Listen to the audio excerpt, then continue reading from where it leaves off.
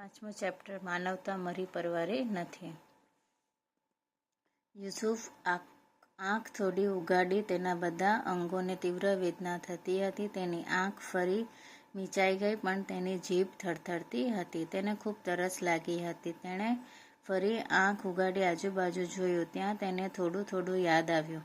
તે રણ મેદાનમાં લડતા લડતા બેહોશ થયો હતો. તેની પાસે તેને મદદ કરી શકે તેવું કોઈ ન હતું. જે માણસો તેની આસપાસ ઊભા રહેલા હતા તેઓને જોશવેશ જોઈ તેને લાગ્યું કે તે શત્રુ પક્ષના સૈનિકો હશે. ભારત પાકિસ્તાન યુદ્ધમાં બનેલી આ ઘટના છે. યુસુફ પાકિસ્તાનની સૈનિક હતી. તે જખમી અવસ્થામાં ભારતીય જવાનના હાથે પકડાઈ ગયેલો હતો. તેના સાથી મિત્રો તેને ત્યાં બેહોશ અવસ્થામાં મૂકીને પોતાના પ્રાણ બચાવવા ભાગી ગયા હતા. આ બધું યાદ આવતા યુસુફ ભાગી જવા શરીર હલાવ્યું, પણ તેના શરીરમાં તાકાત જ ન હતી. એકાએક તેના મોઢામાંથી તૂટક ઉદ્ગાર બહાર આવ્યો, પાણી. એટલે આમાં શું હતું? ભારત પાકિસ્તાનને યુદ્ધ થયેલું હતું અને તેની અંદર યુસુફ પાકિસ્તાનના સૈનિક હતો. તે જખમી એટલે તેને ગોળી વાગી ગયેલી હતી, તો તે જખમી અવસ્થામાં ઝાડ નીચે લેટેલો હતો. તેના મિત્રો અને તેના બેહોશ અવસ્થામાં મૂકીને અને ત્યાંથી તેના મિત્રો અને તે લોકો શું કર્યું? એ લોકો પોતાના પ્રાણ બચાવવા માટે પોતે ભાગી ગયા અને તેના શરીરમાં તાકાત જ ન હતી અને તેના મોઢામાંથી ઉદ્ગાર નીકળ્યો, પાણી.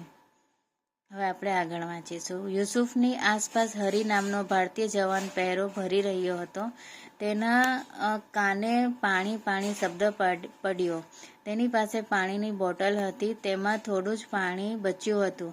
પાણીનું ટેન્કર આવવાની હજી 2-3 કલાકની વાર હતી. તેથી યુસુફ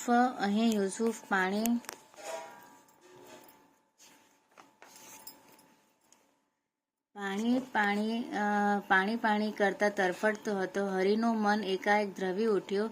હરીએ કોઈ પણ વિચાર કર્યા વગર પોતાની પાસેની પાણીની બોટલ ખોલી તેના મોંમાં પાણી રેડ્યું. એટલે જ્યારે તે ઝાડ નીચે ગોળી વાગેલી હતી તો પાણી માટે તરફડતો હતો અને ત્યારે હરી નામનો એક માણસ તેની આજુબાજુ ફરતો હતો અને ત્યારે હરીએ કોઈ વિચાર્યા વગર એના મોઢામાં પાણીની બોટલ થી પાણી રેડ્યું. યુસુફને તરફડતો જીવ થોડો શાંત થયો. તેના જખમો તેના વેદના આપતા હતા, પરંતુ શત્રુએ તેને પાણી કેવી રીતે આપ્યું તેનું જ તેને આશ્ચર્ય થયું હતું. હવે તો હરી પોતાની પાસે રહેલા પ્રાથમિક સારવારના સાધનોથી યુસુફના જખમોનો ઇલાજ કરતો હતો. યુસુફ ચૂપચાપ પડી રહ્યો હતો. તેને કંઈ સમજાતું ન હતું.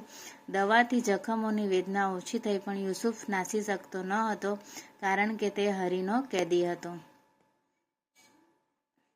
યુસુફને તરફડતો જીવ થોડો શાંત થયો એટલે તેણે હરીએ યુસુફના મોઢામાં પાણી નાખ્યું.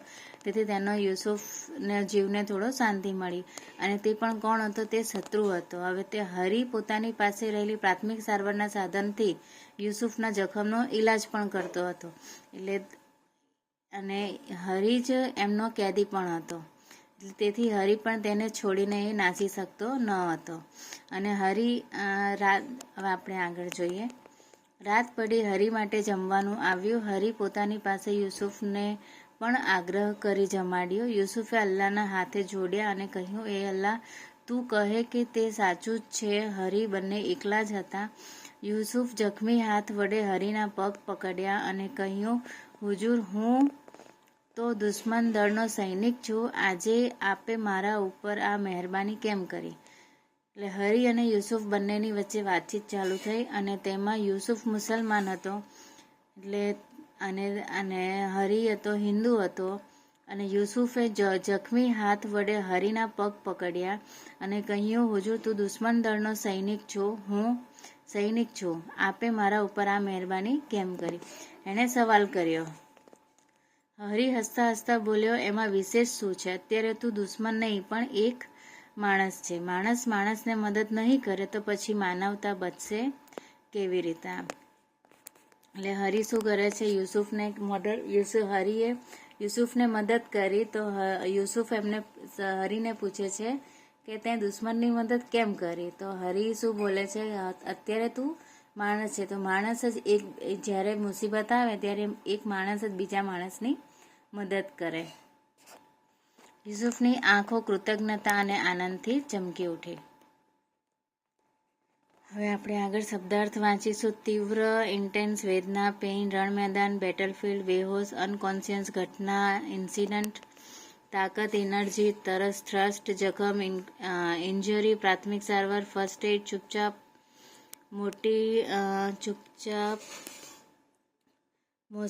મોશનલેસ, નાસી જવું, ટુ એસ્કેપ, સરખા, ઇક્વલ, કૃતજ્ઞતા, ગ્રેટિટ્યુડ.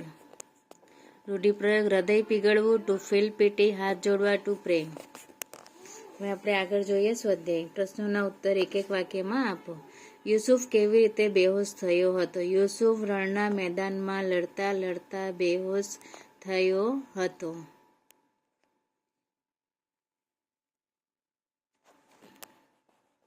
આગળ જોઈએ. યુસુફને પાણી માટે તરફડતો જોઈ હરીએ શું કર્યું? યુસુફને પાણી માટે તરફડતો જોઈ હરીએ પોતાની પાસેની પાણીની બોટલ ખોલી તેના મોંમાં પાણી રેડ્યું.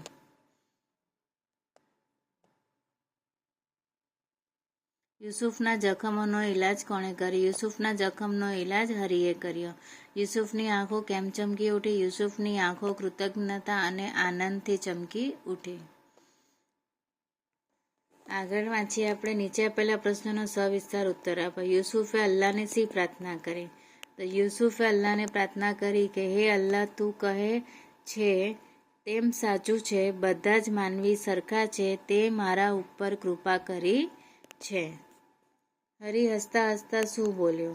હરી હસતા હસતા બોલ્યો, અત્યારે તું દુશ્મન નહીં પણ એક માણસ છે. માણસ માણસને મદદ ન કરે તો પછી માનવતા ક્યાં બચે છે? આગળ વાંચીએ. વાક્ય કોણ બોલે, કોને કહે? બધા જ માનવો સરખા છે. યુસુફ અલ્લાહને હાથ જોડીને કહે છે, અત્યારે તું દુશ્મન નહીં પણ એક માણસ છે. એ વાક્ય કોણ બોલે છે? હરી યુસુફને કહે છે.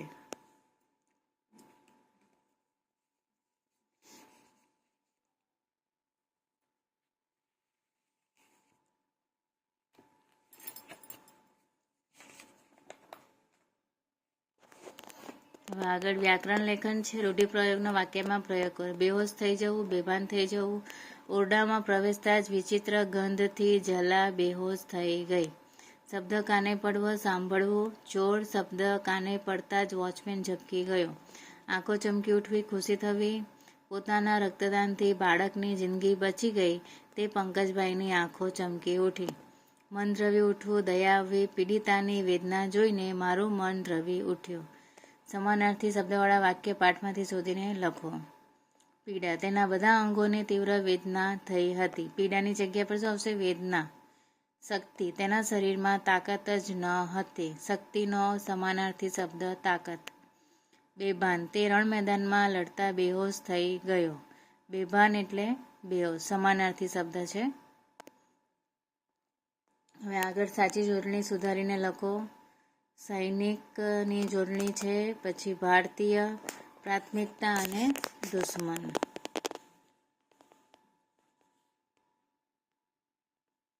સૈનિકમાં આવશે ભારતીયમાં આવશે પ્રાથમિકમાં આવશે આ, અને દુશ્મનનું આવશે આ. હવે આપણે આગળ વધીએ. વિરુદ્ધાર્થી શબ્દ. તીવ્રનું આવશે મંદ, ઇલાજનું ના ઇલાજ, રાતનું દિવસ, કૃતજ્ઞતાનું કૃતજ્ઞતા. જ્ઞની જગ્યા પર ધ અને ન અડધો આવશે. મિત્રનું શત્રુ, બેહોશનું હોશ, શાંત, અશાંત, વિશેષ, સામાન્ય. બરાબર. હવે આપણે આગળ વધીએ છીએ. આપેલા પ્રશ્નોનો ઉત્તર આપો. વિશ્વામિત્ર મુનિ ખૂબ જ્ઞાની હતા. તેમને ત્યાં આશ્રમમાં શિષ્યો પણ તેજસ્વી આવતા. ત્યાં વરુણી નામનો શિષ્ય હતો. તે ભણવામાં ખૂબ જ હોશિયાર. સવારે શીખવાડ્યું હોય તો સાંજ સુધીમાં તેને યાદ રહી જતો. કારણ કે તે આખો દિવસ એ મનમાં એનું જ રટણ કર્યા કરતું. ગુરુજીએ જાત જાતના પ્રશ્નો પૂછતા. ગુરુજી તેની શંકાનું નિરાકરણ કરતા. ગુરુજીએ પણ એ ગમતા હતા. પ્રશ્નોના ઉત્તર આપો. વિશ્વામિત્ર કેવા મુનિ હતા? વિશ્વામિત્ર મુનિ ખૂબ જ્ઞાની હતા. આ શું કરવાનું છે? પેરેગ્રાફમાંથી શોધીને લખવાનું છે. એટલે વિશ્વામિત્ર ખૂબ જ્ઞાની હતા. તો અહીંયાથી અહીંયા સુધી આવશે પહેલો. હવે આગળ વિશ્વામિત્ર મુનિના આશ્રમમાં કેવા શિષ્ય આવતા? તો વિશ્વામિત્ર મુનિના આશ્રમમાં તેજસ્વી શિષ્યો આવતા. કેવા શિષ્યો આવતા? તો પહેલી લાઈનમાં છે આશ્રમમાં શિષ્યો પણ તેજસ્વી આવતા. આ બીજો જવાબ. હવે આગળ વારુણી ભણવામાં કેવો હતો? તો વારુણી ભણવામાં ખૂબ જ હોશિયાર હતો. વારુણી ભણવામાં ખૂબ જ હોશિયાર હતો. આ લાઈન આવશે. હવે આગળ ગુરુજીએ જાત જાતના પ્રશ્ન કોણ પૂછતું હતું? તો ગુરુજીને જાત જાતના પ્રશ્ન વારુણી પૂછતો હતો. ગુરુજીને જાત જાતના પ્રશ્ન કોણ પૂછતું હતું? વારુણી. ક્યાં છે? પૂછતો. હવે આગળ વાક્ય પૂરું કરો. વારુણીને સવારે શીખવાડ્યું હોય તે સાંજ સુધી યાદ રહી જતું. કારણ આપો. તો શું આવશે? આખો દિવસ એ મનમાં ને મનમાં જ રટણ કર્યા કરતો. શું આવશે? તે આખો દિવસ મનમાં ને મનમાં રટણ કર્યા કરતો. આ આવશે. આ આવશે અહીંયાથી લઈને અહીંયા સુધી. ચલો, પ્લીઝ વિડીયો લાઈક કરજો, સબસ્ક્રાઈબ કરજો.